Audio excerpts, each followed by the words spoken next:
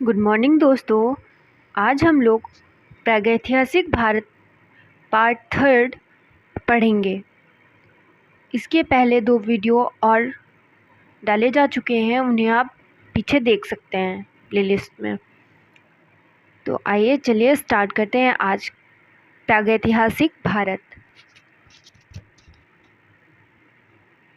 भारत में पाषाणकालीन सभ्यता की खोज का कार्य सर्वप्रथम 1863 ईस्वी में आरंभ हुआ, जब भारतीय पुरातत्व सर्वेक्षण विभाग के विद्वान रॉबर्ट ब्रूस फुट ने पल्लवरम मद्रास से पूर्व पाषाणकालीन उपकरण पत्थर के हाथ की कुल्हाड़ी प्राप्त की।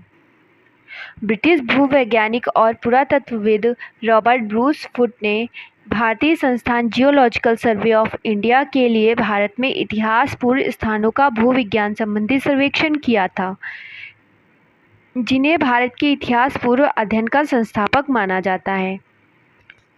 सर्वाधिक महत्वपूर्ण अनुसंधान के रूप में 1935 ईस्वी में डी टेरा तथा पीटरसन के नेतृत्व वाले येल कैम्ब्रिज अभियान दल ने शिवालिक पहाड़ियों की तलहटी में स्थित पोतवार की पठारी भाग का व्यापक सर्वेक्षण किया। विद्वानों का विचार है कि इस सभ्यता का उदय और विकास अति नूतन काल प्लाइस्टोसीन एज में हुआ। अब तक की जानकारी के अनुसार 400 करोड़ वर्ष पुरानी पृथ्वी की 4 अवस्थाओं में से चौथी अंतिम अवस्था के 2 भाग हैं। अतिनूतन अवस्था, अद्यतन या होलोसीन अवस्था। अतिनूतन 10 लाख वर्ष से 10,000 वर्ष पूर्व और अद्यतन युग को आज से 10,000 वर्ष पूर्व आरंभ माना जाता है। फिर आता है आपका पूरा पाषाण काल। पूरा पाषाण काल में क्या था कि जो लोग थे उस समय के, वो शिकार करते थे और शिकार करके जो वो मांस वगैरह होता था उसको संग्रह करके रखते थे। तो इस काल को हम शिकार एवं खाद्य संग्रह युग भी कहते हैं। भारत में मानव के प्राचीनतम अस्तित्व का संकेत द्वितीय हिमावर्तन ग्लेशिएशन काल की परतों से प्राप्त पत्थर के उपकरणों से मिलता है, जिसका काल 25,000 ईसा पूर्व बताया जाता है। आदि मानव को धातुओं का ज्ञान नहीं था, उसके पास निश्चित घरों का अभाव था, जानवर का भय बराबर बना रहता था, खेती करना, आग जलाना और बर्तन बनाने की कला का ज्ञान नहीं था। वे शिकार द्वारा जानवरों के मांस और ऐसे फलों एवं सब्जियों, कंद मूलों, खाद्य संग्रह पर जीवन व्यतीत करते थे जो जंगलों में उपजते थे। पूरा पाषाण युग को मानव द्वारा प्रयुक्त होने वाले हथियारों के स्वरूप और जलवायु में होने वाले परिवर्तनों के आधार पर 3 भागों में बांटा गया है। पूर्व पूरा पाषाण काल 25 लाख ईसा पूर्व से 10 लाख ईसा पूर्व तक। मध्य पूरा पाषाण युग 10 लाख से 40,000 ईसा पूर्व तक। उत्तर पूरा पाषाण युग 40,000 ईसा पूर्व से 10,000 ईसा पूर्व तक। फिर आता है आपका पूरा पाषाण युग। अधिकांश हिमयुग आरंभिक पूरा पाषाण युग में ही व्यतीत हुआ है। इसका प्रमाण है कुल्हाड़ी या हस्त कुठार, हैंडेक्स, विदारणी, क्लीवर और गंडासा खंडक का उपयोग। भारत में प्राप्त हुई प्रस्तर कुल्हाड़ियाँ प्रायः पश्चिम एशिया, यूरोप एवं अफ्रीका से प्राप्त कुल्हाड़ियों जैसी ही हैं। निम्न पूरा पाषाण युग के अधिसंख्य स्थल सिंधु नदी की सहायक सोन नदी की घाटी संप्रति पाकिस्तान के पंजाब प्रांत में पाए गए हैं। पहली बार सोन क्षेत्र से संबंधित साक्ष्य मिलने के कारण इसे सोन संस्कृति की संज्ञा भी दी गई है। अनेक स्थल कश्मीर तथा थार के अमरुद स्थल डिडवाना क्षेत्र में भी मिले हैं। निम्न पूरा पाषाणकालीन हथियार मिर्ज़ापुर जिले की बेलन घाटी उत्तर प्रदेश एवं भीमबेटका की गुफाओं भोपाल मध्य प्रदेश में भी मिले हैं। फिर सेकंड पार्ट आता है आपका प्रागैतिहासिक काल में मध्य पूरा पाषाण युग। ये पाषाण युग में सेकंड पार्ट है मध्य पूरा पाषाण युग। पहले में आपने देख लिया, सेकंड है। इस युग में प्रस्तर शल्कों से निर्मित विभिन्न प्रकार की फलक, वेधनी, छेदनी और खुरचनी का प्रयोग होता था, जो संपूर्ण भारत में पाए गए हैं। इस युग का शिल्प कौशल नर्मदा नदी के किनारे अनेक स्थानों पर और तुंगभद्रा नदी के दक्षिणावर्ती स्थानों पर भी पाया जाता है। फिर आता है आपका उत्तर पूरा पाषाण युग। इस युग में आर्द्रता कम हो गई थी और जलवायु अपेक्षाकृत गर्म होते जाने से हिमयुग की अंतिम अवस्था आरंभ हो चुकी थी। इसी युग में आधुनिक प्रारूप के मानव होमोसोपियंस का आविर्भाव हुआ। प्रश्न बहुत इंपॉर्टेंट, होमोसोपियंस मानव का आविर्भाव कब हुआ? तो उत्तर पुरा पाषाण काल में, याद रखिएगा। इस युग के प्रस्तर फलक और कुल्हाड़ियाँ आंध्र, कर्नाटक, महाराष्ट्र, केंद्रीय मध्य प्रदेश, दक्षिण उत्तर प्रदेश, पूर्व बिहार, वर्तमान झारखंड के पठारी भाग में पाए गए हैं। गुजरात के टिब्बों के ऊपरी तलों पर एक उच्च पुरापाषाणीय भंडार भी मिला है, जिसे शल्क, फलक, तक्षणियाँ और खुरचनी सम्मिलित है। फिर आता है आपका मध्य पाषाण काल, 9000 ईसा पूर्व से 4000 ईसा पूर्व के बीच में। शिकार, इसमें क्या करता था मानव? शिकार और पशुपालन करता था, इसलिए मध्य पाषाण काल को शिकार एवं पशुपालन युग कहते हैं।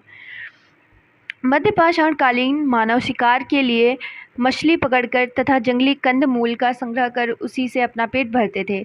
इस युग के प्रस्तर उपकरणों में परिष्कार आया, मतलब थोड़ा और उन्नति की। जो उपकरण थे उनका आकार भी छोटा हो गया। इस मध्यवर्ती काल को उत्तर पाषाण युग या मीसोलिथिक एज कहा जाता है। जिस एज में जो आपके औजार थे छोटे होने लगे थे, छोटे छोटे बनाए जाने लगे थे, उस एज को हम मीसोलिथिक एज या मध्य पुरापाषाण काल कहते हैं। मध्य पाषाण कालीन स्थल राजस्थान, दक्षिणी उत्तर प्रदेश, मध्य व पूर्वी भारत तथा कृष्णा नदी के दक्षिण में बहुतायत से पाए गए हैं। यहाँ जब मानव बस्ती 5000 वर्षों तक रही। मध्य प्रदेश में आदमगढ़ और राजस्थान का बागौर पशुपालन का प्राचीनतम प्रमाण प्रस्तुत करते हैं, जिसका समय 5000 ईसा पूर्व हो सकता है। मध्य पाषाण कालीन महदहा उत्तर प्रदेश के प्रतापगढ़ जिले में है। महदहा से बड़ी मात्रा में हड्डी एवं सींग निर्मित उपकरण प्राप्त हुए। This question is important. कहाँ से हड्डी एवं सींग निर्मित उपकरण प्राप्त हुए हैं बड़ी संख्या में? उत्तर प्रदेश में। तो कहाँ पे प्राप्त हुए हैं? महदहा में। महदहा कहाँ है? उत्तर प्रदेश के प्रतापगढ़ जिले में। फिर आता है आपका नवपाषाण काल, 7000 से 1000 ईसा पूर्व। इसमें मानव ने अन्न उत्पादन शुरू कर दिया था। विश्व के संदर्भ में नवपाषाण युग का आरंभ 9000 ईसा पूर्व से आरंभ होता है, लेकिन बलूचिस्तान के मेहरगढ़ में, बलूचिस्तान पाकिस्तान में है, मेहरगढ़ में एक ऐसी प्राचीन भारतीय बस्ती संप्रति पाकिस्तान में मिली है जिसका समय 7000 ईसा पूर्व बताया जाता है। इस युग के लोग पॉलिशदार पाषाण हथियारों का प्रयोग करते थे। वे विशेष रूप से पत्थर की कुल्हाड़ियाँ प्रयुक्त करते थे, जो देश के पहाड़ी क्षेत्रों में बड़ी मात्रा में पाई गई हैं। नवपाषाण युग के निवासियों को सबसे पहले अन्न उगाने का श्रेय जाता है। कृषि कार्य की प्रक्रिया में वे पत्थर की कुदालों और नुकीले पाषाणों डंडों से ज़मीन तोड़ते थे। पॉलिशदार पाषाण हथियारों के अतिरिक्त वे सूक्ष्म पाषाण फलकों का भी प्रयोग करते थे। वे मिट्टी और सरकंडे से निर्मित गोलाकार तथा आयताकार घरों में निवास करते थे। इस युग में लोग घर बनाकर स्थायी रूप से रहना सीख गए थे। बुर्ज होम, जो कि कश्मीर में है, तथा चिरान, जो छपरा सारण में है। पाषाण युगीन लोग पॉलिशदार उपकरणों के अतिरिक्त बड़ी मात्रा में हड्डियों से निर्मित उपकरणों का भी प्रयोग करते थे। बुर्ज होम के लोग धूसर मृदभांडों का प्रयोग करते थे। यहाँ कब्रों में पालतू कुत्ते भी अपने मालिकों के शवों के साथ दफनाए जाते थे।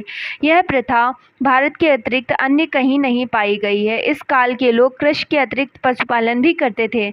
वे गाय, बैल, भेड़ एवं बकरी पालते थे। मेहरगढ़ के नवपाषाणीय लोग गेहूं, जौ और रुई उपजाते थे, जबकि इलाहाबाद के पास कोल्डी हवा से चावल उगाने का प्रमाण मिलता है। नवपाषाण कालीन अनेक स्थायी निवासियों को कृषि कार्य के कारण अनाज रखने तथा पकाने, खाने और पीने के लिए बर्तनों की आवश्यकता महसूस हुई। अतः कुम्भकारी सर्वप्रथम इसी युग में परिलक्षित होती है। यहाँ आरंभ में हाथ से मृदभांड निर्मित होते थे। बाद में मिट्टी के अधिकांश बर्तन चाक पर बनने लगे। इनमें पॉलिश युक्त काला मृदभांड, धूसर मृदभांड एवं मंद वर्ण मृदभांड सम्मिलित है। नवपाषाण युगीन सेल्ट, कुल्हाड़ियाँ, बसूले, छेनी आदि उपकरण ओडिशा और छोटा नागपुर झारखंड के पहाड़ी क्षेत्रों में पाए गए हैं। कालांतर में मानव को लोहे का ज्ञान हो गया तो उसकी चरम उन्नति का मार्ग भी प्रशस्त हो गया।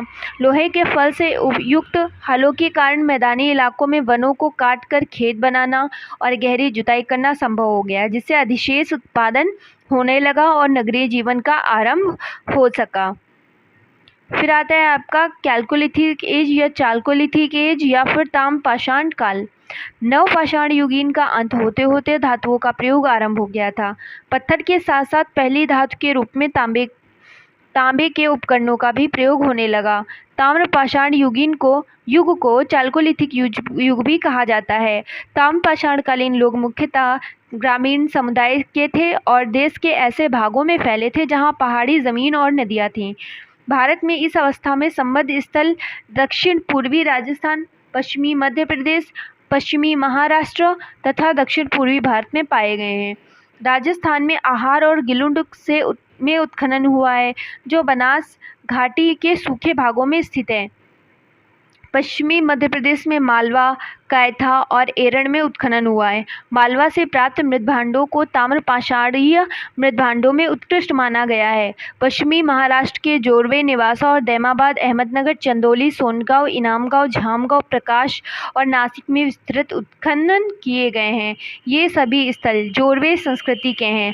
जोरवे अहमदनगर जिले में गोदावरी नदी की शाखा प्रवरा नदी के बाएं तट पर अवस्थित है। इस अवस्था के अनेक स्थल पूर्वी भारत, विंध्य क्षेत्र, पश्चिमी बंगाल, बीरभूम, बिहार, चिरान, सोनपुर, ताराडीह, पूर्वी उत्तर प्रदेश, रेवाड़ाडीह, नौहान, दक्षिण भारत तथा राजस्थान की बनास घाटी के शुष्क क्षेत्रों में पड़ते हैं। आहार संस्कृति का काल 2100 ईसा पूर्व से 1500 ईसा पूर्व माना जाता है। गिलुंड इसका स्थानीय केंद्र है, जहाँ तांबे के टुकड़े ही मिलते हैं। ताम्रपाषाण युग के लोग गाय, भेड़, बकरी, सुअर, भैंस पालते थे, हिरण का शिकार करते थे। ऊंट के अवशेष भी यहाँ से मिले हैं। यह स्पष्ट नहीं होता कि वे घोड़े से परिचित थे या नहीं। वे गेहूं, चावल, बाजरा, मसूर, उड़द, मूंग, मटर, रागी, मडुआ, आलसी तथा कपास उगाते थे। वे मछली पकड़ने के कांटे, बंसी का प्रयोग करते थे। वे अपना घर गीली मिट्टी थोपकर बनाते थे। आहार के लोग पत्थर से बने घरों में रहते थे। वे तांबे का शिल्प कर्म और पत्थर का कार्य भी करते थे। वे पत्थरों के मनके या गुटिकाएं भी बनाते थे। वस्त्र निर्माण में से भी वे सुपरिचित थे। लोग मृतक को अस्थि कलश में रख कर अपने घर से फर्श के नीचे उत्तर दक्षिण स्थिति में गाड़ते थे। ताम्रपाषाणीय लोग मातृ देवी की पूजा करते थे। अनेक कच्ची मिट्टी की नग्न पुतलियां भी पूजा की जाती थी। बस्तियां छोटी छोटी और बड़ी होती थीं। इस सभ्यता की खुदाई से प्राप्त ताम्र वस्तुएं हैं तीर के नोक, बर्छे के फल, बंसियां, सेल्ट, कंगन, छेनी आदि। यह गैरिक मृदभांड और सिपी भी पाया गया है। यह एक लाल अनुलेपित भांड है जो अक्सर काले रंग से रंगा होता है और प्रायः कलश के आकार में होता है। तिथि क्रम की दृष्टि से भारत में ताम्रपाषाणीय बस्तियों की अनेक श्रृंखलाएं हैं। कुछ प्राक हड़प्पीय हैं, कुछ हड़प्पा कालीन है तो कुछ हड़प्पेतर हैं। राजस्थान का कालीबंगा और हरियाणा का बनवाली प्राक हड़प्पीय ताम्रपाषाणिक अवस्था है। कोटदीजी और कायथा की संस्कृति हड़प्पा कालीन है। ऐसा प्रतीत होता है कि ताम्रपाषाण युग के कुछ कृषक समुदाय सिंधु के बाढ़ वाले मैदानों की ओर बढ़े, कांसे का तकनीकी ज्ञान प्राप्त किया और वे नगरों की स्थापना में सफल हुए। ताम्रपाषाणीय संस्कृतियां 1200 ईसा पूर्व तक बनी रहीं। इसके लुप्त होने का कारण 1200 ईसा पूर्व के बाद से वर्षा की मात्रा में कमी आना माना जाता है।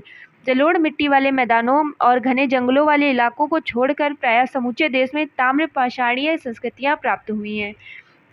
इस युग में लोगों ने पहाड़ियों से कम दूरी पर तथा नदी तटों पर घर बनाए। वे लघु पाषाण उपकरणों के साथ तांबे के उपकरण भी प्रयुक्त करने लगे। वे चाकों पर बने काले लाल मृदभांडों का प्रयोग करते थे। उनकी प्राक कांस्य अवस्था से लगता था कि उन्होंने सर्वप्रथम चित्रित मृदभांडों का प्रयोग किया। वे पकाने, खाने, पीने और सामान रखने के लिए इन मृदभांडों का प्रयोग करते थे। लोटा एवं थाली दोनों उनके प्रयुक्त होता था। ताम्रपाषाण काल में पशुपालन, गाय, भेड़, बकरी, सुअर, भैंस, हिरण, ऊंट, कायधा, मालवा और एरन मध्य भारत उनकी सबसे पुरानी बस्तियां हैं। उन्होंने ही सर्वप्रथम बड़े बड़े गांव बसाए। ताम्रपाषाणीय लोग पशुपालन का सदुपयोग नहीं कर सके। वे विस्तृत कृषि भी न कर सके। हल और फावड़ा न होने से केवल झूम खेती कर पाते थे। कांसे के उपकरणों के प्रयोग से क्रीट, मिस्र, मेसोपोटामिया और सिंधु में घाटी भी प्राचीनतम सभ्यताओं के विकास में सहायता मिली। ताम्रपाषाणीय लोग लिखने की कला नहीं जानते थे और न ही वे नगरों में रहते थे, जबकि कांस्य युगीन लोग नगरवासी हो गए थे। ताम्रपाषाणीय गैरिक मृदभांड वाले लोग हड़प्पा वासियों के सामयिक थे और वे जिस क्षेत्र में रहते थे वह भी हड़प्पियों के क्षेत्र से बहुत दूर नहीं था। नवादा टोली मध्य प्रदेश का एक महत्वपूर्ण ताम्रपाषाणिक पुरास्थल है जो इंदौर के निकट स्थित है। यहाँ से मिट्टी, बांस तथा फूस के बने चौकोर एवं वृत्ताकार घर मिले हैं। यहाँ के मृदभांड लाल काले रंग के हैं जिन पर ज्यामिति अरित उत्कीर्ण है। सिंधु घाटी या हड़प्पा सभ्यता आप नेक्स्ट वीडियो में देखेंगे। यदि आपको ये चैनल अच्छा लगे तो इस चैनल को लाइक करें, शेयर करें और सब्सक्राइब करें। Thank you so much for today.